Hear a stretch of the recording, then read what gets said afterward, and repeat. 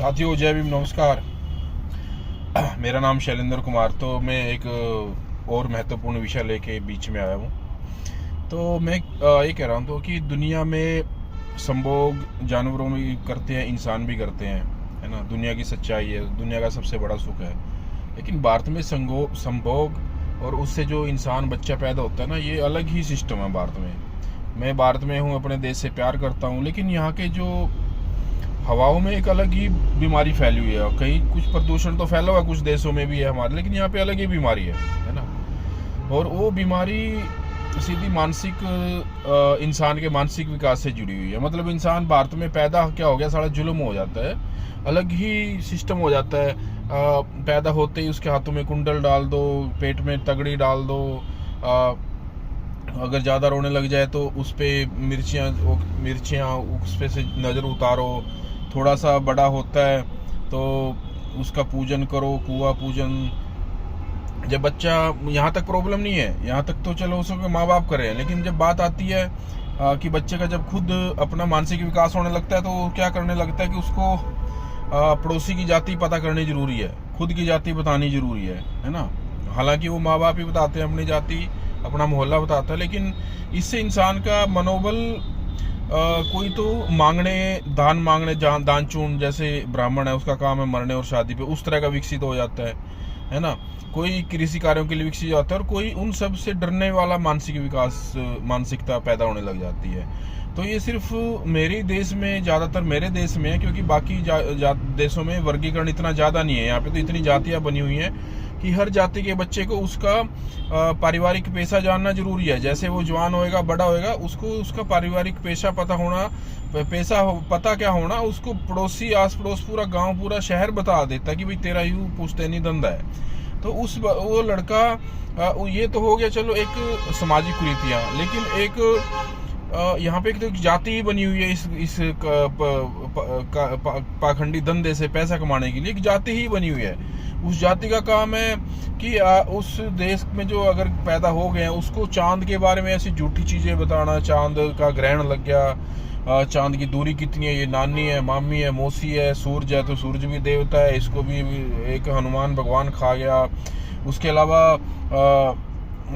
आस पड़ोस में कौन सी धार्मिक चीज़ें बना रखी हैं जिनका डर फैला हुआ है। जैसे मेरे पास में एक है कि वहाँ पे भैंस पे ब्याती है, तो भैंस जब बछड़ा देती है, मतलब अपना कटड़ा देती है, तो उसका पहला दूध चढ़ाना जरूरी है ना।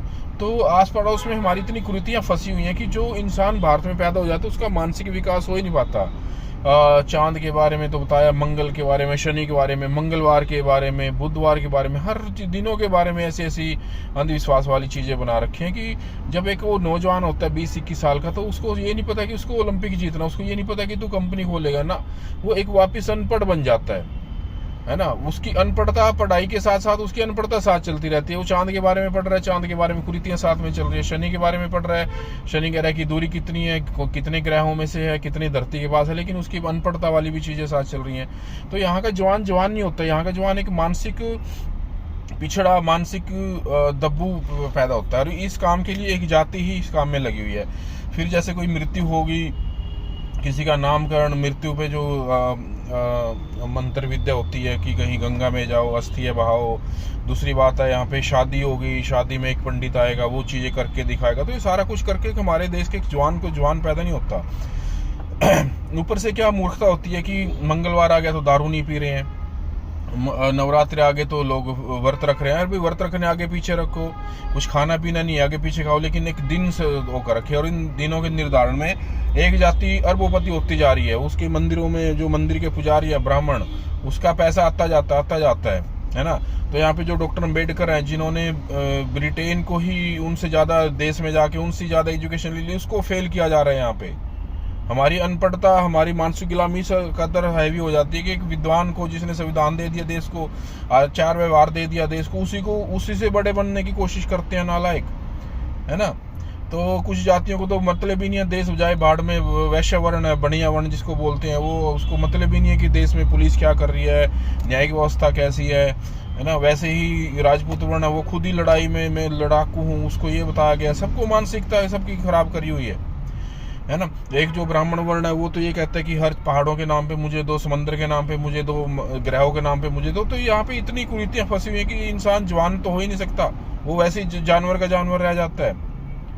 तो इस देश में पैदा होने के लिए आप सिर्फ संख्या बढ़ा रहे हो। यहाँ पे देश में पैदा होकर देश का जो भला करना है, देश के लिए गाड़ियां बनानी है, कुछ ही ब्रांड है हमारे जो वर्ल्ड वाइड है, नहीं तो हमारे 0.5% भी हमारे देश के ब्रांड नहीं है। सारे विदेशी चीज़ें हमें बनानी पड़ती हैं, खरीदनी पड़ती हैं, इलेक्ट्रिक चीज़ें, मैकेनिकल चीज़ें, है ना। सारी चीज़ें हमारी कपड़े, जूते, सारी चीज़ें बाहर की खरीदते हैं। हम अपने देश में नाम मात्र का चीज़ बना रहे हैं, तो देश को पैसा कहाँ से आएगा, रुपये की वैल्यू कैसे बढ़ेगी। तो इस देश में जब तक अंधविश्वास रहेगा तो इस देश में आप बच्चे तो पैदा करो, लेकिन उनका कोई वो किसी काम के नहीं है, वो कब मर जाएं, कब उनको बीमारियां हो जाएं, ये बड़ी चिंता का विषय है इस देश में, है ना। अभी भी जब भी देखते हैं दिल्ली NCR, जबकि दिल्ली तो भारत की कैपिटल है, उसमें इतना अंधविश्वास है, सबसे ज़्यादा पटाखे वहीं पे फोड़ देते हैं कि 9 लाख साल पहले राम हुआ। ऐसे ऐसे कितना लोगों को समझाएं। हमारी मतलब जो यूनिवर्सिटियों को ही फेल करा जा रहा है। यूनिवर्सिटियों में अध्ययन होता है इन चीज़ों का, यूनिवर्सिटी को कोई पूछता नहीं है कि भाई कौन था, राम अयोध्या में कब पैदा हुआ, किया क्या अच्छा किया उसने, कृष्ण पैदा हुआ कब पैदा हुआ, उसके क्या प्रमाण है। कोई प्रमाण की जरूरत नहीं है, लगे हुए हैं अंधाधुंध। उल्टा JNU में जवाहरलाल नेहरू यूनिवर्सिटी के बच्चे अगर बात करते हैं तो उनको पीट देते हैं, दिल्ली यूनिवर्सिटी के बच्चे बात करते हैं तरक्की, उनको पीट देते हैं। तो पाखंडी का देश भरा पड़ा है। तो मैं वही कहना चाहूँगा, जहाँ तक हो कि बौद्धिस्ट बनने में आपको आर्थिक स्वतंत्रता मिलती है, क्योंकि आपके पाखंड खत्म हो जाते हैं। फालतू के पटाखे बजाना, फालतू के फल फ्रूट खराब करना, वो बौद्धिस्ट में, क्योंकि आपो दीपक हो, अपना दीपक खुद बनो, पहले जानो फिर मानो। दूसरा, बौद्धिस्ट लोग दहेज नहीं देते। दहेज सबसे बड़ी बीमारी है कि 10 बर्तन आपकी पत्नी के लिए आप खरीद नहीं सकते, 400 बर्तन दहेज में मांग रहे हो लड़की वालों से। एक डबल बेड बनवा नहीं सकते, कुर्सी में सोफा डबल बेड लड़की वालों से मांग रहे हो। तो जब आप इतना पैसा शादी में लड़की वालों को लगा दोगे, तो आप खुद भी अपनी बहन के इतना दहेज दोगे, तो फिर रोजगार कैसे शुरू करोगे। बढ़िया भी तो हमारे देश में जो उसी पैसे से रोजगार शुरू करके अरबपति है, तो बाकी जातियाँ उस शादी वाला पैसा क्यों नहीं बचाती। 5 गुना ज़्यादा जापान अमेरिका से 5 गुना ज़्यादा हम शादियों में खर्च करते हैं। अगर हम भी अपना पैसा अपना शादियों में ना खर्च करके रोजगार में स्टार्ट करें, तो हर जाति की कंपनियां बन सकती हैं। तो इस चीज़ पे ध्यान दो, ताकि हमारा देश भी आगे बढ़े, हमारे लोगों का मानसिक विकास भी हो, है ना। Thank you. जय भीम, जय भारत।